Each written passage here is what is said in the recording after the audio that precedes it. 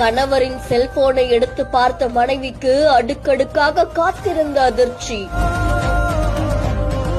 வாக்குவாதம் முற்றிய நிலையில் மனமுடைந்த மனைவி விபரீத முடிவெடுத்துக் கொண்டது பெரும் சோகத்தை ஏற்படுத்தியிருக்கு.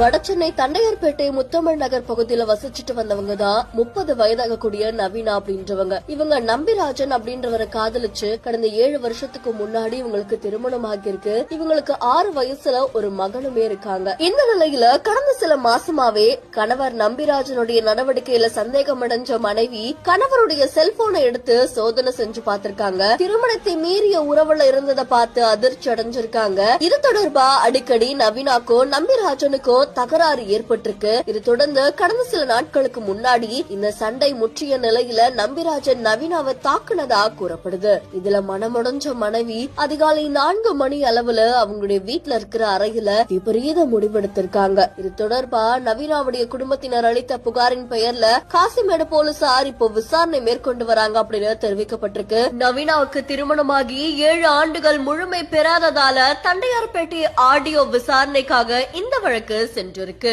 கணவன் மனைவிக்கிடையே ஏற்பட்ட தகராறுல மனைவி மனமுடைஞ்சு இப்படி விபரீத முடிவெடுத்துக் கொண்டது பலரையுமே